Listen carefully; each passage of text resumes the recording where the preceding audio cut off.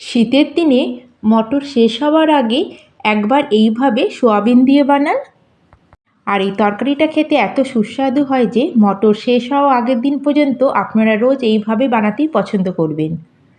ভিডিওটাকে শেষ পর্যন্ত দেখার অনুরোধ রইল। হ্যালো এভরিওয়ান, আমি অর্পিতা, ফ্লেভার উইথ অর্পিতার চ্যানেলে আপনাদের অনেক অনেক স্বাগত। প্রথমে গ্যাসে একটা সসপ্যানে আমি কিছুটা জল গরম করে নেব, আর জলটা ফুটে আসলে এর মধ্যে দিয়ে দেবো ছোটো চামচের 1 চামচ মতো আদা রসুন ছেঁচা, 5-6টা রসুন আর হাফ ইঞ্চি আদাটাকে একটু ছেঁচে এখানে আমি দিয়েছি। আর এর সাথে দিয়ে দেবো অল্প একটু কেটে রাখা কুচানো ধনেপাতা, আর হাফ চামচ মতো এখানে দিয়ে দেবো নুন। সব কিছুকে আমরা ভালো করে এখন মিক্স করে নেব, আর এই জলটাকে আমরা 1 মিনিটের জন্য ফোটার জন্য ছেড়ে দেবো। আর জলটা এখানে ফুটে আসলে এর মধ্যে 1 কাপ বা মোটামুটি 80 গ্রাম মতো আমরা সোয়া বড়ি বা সোয়াবিন অ্যাড করব। এবার গ্যাসের ফ্লেমটাকে মিডিয়ামে করে আমরা 5 থেকে 6 মিনিট সোয়াবিনটাকে একটু ফুটিয়ে নেব। আপনারা হয়তো ভাবছেন যে সোয়াবিনটাকে ফোটানোর সময় আমরা এখানে ধনেপাতা আর আদা রসুনের ছেঁচা কেন অ্যাড করলাম। সোয়াবিনের মধ্যে এমনি কোনো স্বাদ থাকে না। ফুটানোর সময় আদা রসুন ছেঁচা আর অল্প একটু ধনেপাতা দিয়ে যদি আমরা ফুটাই তাহলে সোয়াবিনের মধ্যে খুব সুন্দর একটা ফ্লেভার আসে। আর সোয়াবিনগুলো এখানে আমার সিদ্ধ হয়ে গেছে, এখন এটাকে আমরা বাইরে বার করে নিয়ে আসব। আর সোয়াবিনটাকে বাইরে এনে একটা ঠান্ডা জলের মধ্যে ঢেলে আমরা এটাকে 1 থেকে 2 মিনিট রাখবো। তারপরে সোয়াবিনগুলোকে আমরা জল থেকে ভালো করে চিপে বার করে নেব। আর চেপার সময় খেয়াল রাখবেন যেন সোয়াবিনের মধ্যে কোনো বেশি জল না থাকে, তাহলে সোয়াবিনগুলো খেতে একটু পানসে পানসে লাগবে। তাহলে সোয়াবিন আমাদের রেডি হয়ে গেল, এখন এটাকে আমরা সাইডে রেখে দেবো। তাহলে চলুন আমরা নেক্সট কাজ করে নেব। আর এখানে গ্যাসে একটা তড়কা প্যান বসিয়ে তাতে আমি দিয়ে দিচ্ছি বড় চামচের 1 চামচ বেসন। আর 1 কাপ সোয়াবিনের জন্য 1 চামচ বেসন অ্যাড করতে হবে। আর গ্যাসের ফ্লেমটাকে লোতে করে আমরা বেসনটাকে 30 থেকে 40 সেকেন্ডের জন্য হালকা একটু নেড়ে নেবো, যেন বেসনটা বেশি পুড়ে না যায়। আর এখন গ্যাসের ফ্লেমটাকে অফ করে এটাকে আমরা ঠান্ডা হওয়ার জন্য ছেড়ে দেবো। আর এবার গ্যাসে আর একটা কড়াই বসিয়ে তাতে দিয়ে দিচ্ছি বড় চামচের 2 চামচ মতো সর্ষের তেল। আর হাই ফ্লেমে তেলটাকে আমরা খুব ভালো করে গরম করব। আর তেলটা যখন ভালো মতো গরম হয়ে যাবে, এদিকে একটা বড় সাইজের পেঁয়াজকে এইরকম পাতলা পাতলা করে কেটে নিয়েছি, এখন এটাকে আমরা তেলের মধ্যে দিয়ে দেবো। আর গ্যাসের ফ্লেমটাকে হাইতে করে পেঁয়াজটা দেওয়ার পরে আমরা কন্টিনিউ এটাকে নাড়তে থাকবো। পেঁয়াজটাকে এখানে আমরা ব্রাউন কালার করব। আর এইভাবে তরকারিতে পেঁয়াজটাকে ভেজে অ্যাড করলে তরকারির টেস্টটা খুবই ভালো আসবে। আর হাই ফ্লেমে পেঁয়াজটা এরকম ভাজা হয়ে গেলে আমরা পেঁয়াজগুলোকে বাইরে বার করে নেব। আর এর থেকে বেশি লাল করে এগুলোকে ভাজবেন না, কারণ পেঁয়াজগুলো ঠান্ডা হবার পরে আরেকটু লাল কালার হয়ে যাবে। তাহলে চলুন এখন আমরা যে সোয়াবিনটা রেখেছিলাম তার মধ্যে কিছু মশলা মিশিয়ে নেব। প্রথমে এর মধ্যে দিয়ে দেবো আমরা স্বাদ অনুযায়ী নুন, আর তার সাথে অ্যাড করে দেবো সামান্য একটু হলুদ। পরে আমরা মশলাতে অল্প একটু হলুদ গুঁড়োও দেবো, অল্প একটু দেবো লঙ্কার গুঁড়ো, আর দেবো তার সাথে অল্প একটু জিরে পাউডার, আর হাফ চামচ মতো এখানে দিয়ে দেবো ধনে পাউডার। এখানে আমরা জিরে গুঁড়োটা কম দেবো আর ধনে পাউডারটা একটু বেশি দেবো। আর তার সাথে দিয়ে দিলাম সামান্য একটু গরম মশলা।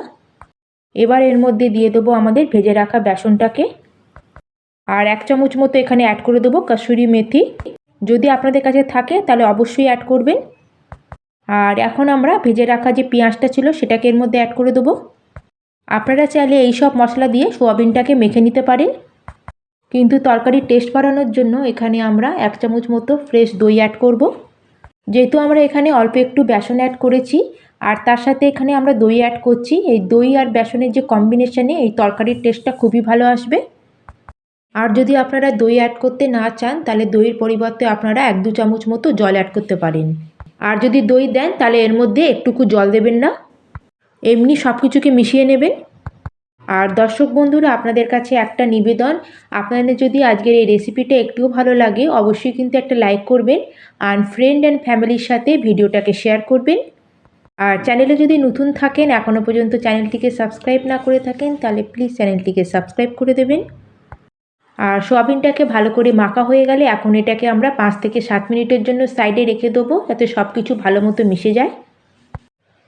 আর এদিকে যে পেঁয়াজটাকে আমি ভেজে রেখেছিলাম সেই তেলটাকে আবার আমরা গরম করে নেব।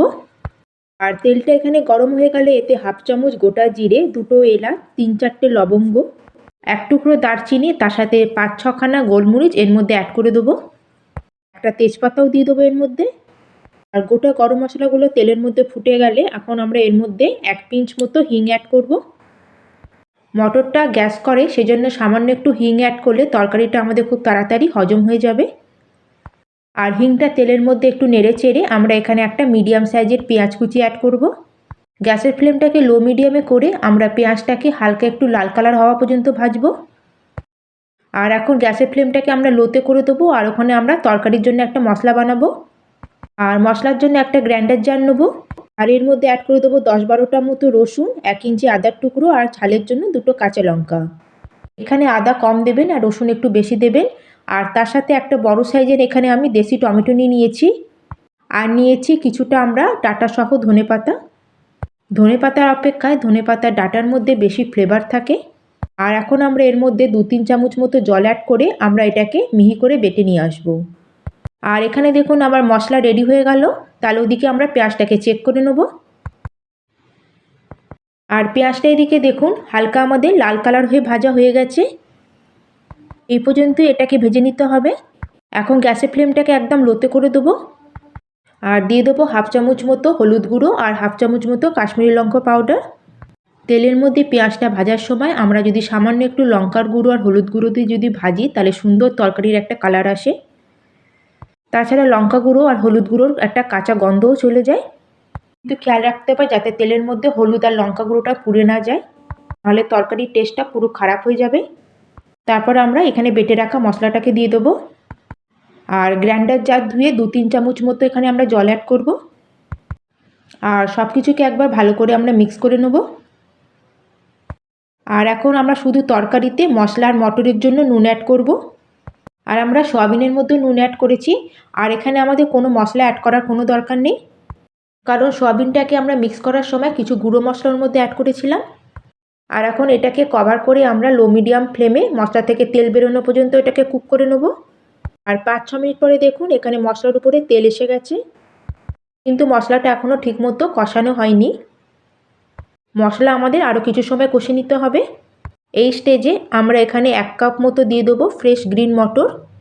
100 গ্রাম মতো গ্রিন মটর হবে। 1 কাপ সয়াবিনের জন্য এখানে আমি হাফ কাপ মতো গ্রিন মটর নিয়েছি। আর এখন আমরা গ্রিন মটরকে মশলার সাথে কষিয়ে নেব। আর মশলাতে দেখুন অল্প একটু জল মতো আছে। এখন গ্যাসের ফ্লেমটাকে লোতে করে আমরা 4 থেকে 5 মিনিট এটাকে কভার করে কষিয়ে নেব। মাঝে 2 থেকে 3 বার আপনারা ঢাকনা সরিয়ে এটাকে মিক্স করে নেবেন, নাহলে কিন্তু মশলাটা কড়ার তলায় লেগে যাবে। আর 4-5 মিনিট পরে এখানে দেখুন গ্রিন মটরটা মশলার সাথে ভালো মতো কষানো হয়ে গেছে। আর এই প্রসেসে করলে একসাথে আমাদের দুটো কাজ হবে, মশলাও কষে যাবে আর তার সাথে আমাদের গ্রিন মটরটাও এখানে অর্ধেকের বেশি সেদ্ধ হয়ে যাবে। আর গ্রিন মটরটা মশলার সাথে কষে যাওয়ার পরে আমাদের যে মেখে রাখা সয়াবিনটাকে এখানে অ্যাড করে দেবো। আর সয়াবিনটাকে দেবার পরে এখন আমরা গ্যাসের ফ্লেমটাকে লো মিডিয়ামে করে সব কিছুকে আমরা 4 থেকে 5 মিনিটের জন্য কষিয়ে নেব। আর এইভাবে আমাদের যে সয়াবিনের মধ্যে যে মশলাগুলো অ্যাড করেছিলাম তার সাথে যে কাঁচা দইটা অ্যাড করেছিলাম সব কিছু ভালো মতো আমাদের কষে যাবে। আর তার সাথে আমাদের তরকারির টেস্টটাও খুব ভালো আসবে। আর 4 থেকে 5 মিনিট পরে এখানে দেখুন সয়াবিনটা ভালো করে মশলার সাথে কষে গেছে। আর এখন আমরা এই তরকারিতে ঝোলের জন্য মোটামুটি 2 গ্লাস মতো গরম জল অ্যাড করব।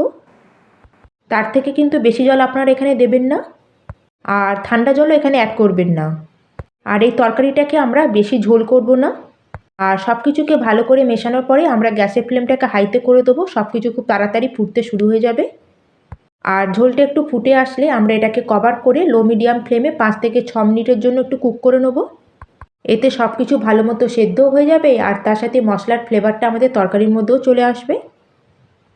আর 5 থেকে 6 মিনিট পরে দেখুন এখানে আমাদের তরকারিটা একদম পুরো রেডি হয়ে গেছে। আর ঝোলটা এখানে আমাদের এরকম ঘনত্ব রাখবো, কারণ তরকারিটা ঠান্ডা হয়ে যাওয়ার পরে ঝোলটা আরও বসে যাবে। আর এখানে দেখুন আমাদের তরকারিটা কত ডেলিশিয়াস দেখাচ্ছে। এখন আমরা মটরটাকে চেক করে নেব। আর এখানে দেখুন মটরগুলো ভালো মতো আমাদের সেদ্ধ হয়ে গেছে, কিন্তু মটরগুলো একটু গলে যায়নি। আর এরকম থাকলে তরকারিটা দেখতেও ভালো লাগে, তার সাথে খেতেও আমাদের ভালো লাগে। তাহলে আমাদের এখানে রেডি হয়ে গেল একদম নতুন উপায় মটর দিয়ে সোয়াবিনের তরকারি। আপনারা অবশ্যই একবার এই প্রসেসে বানান। আর আপনাদের আজকের এই রেসিপি কেমন লাগলো অবশ্যই আমাকে কমেন্ট করে জানাবেন। তাহলে আজকের ভিডিও আমি এখানেই শেষ করলাম। আর ভালো লাগলে কিন্তু লাইক আর সাবস্ক্রাইব করতে কিন্তু একটুও ভুলবেন না। ধন্যবাদ।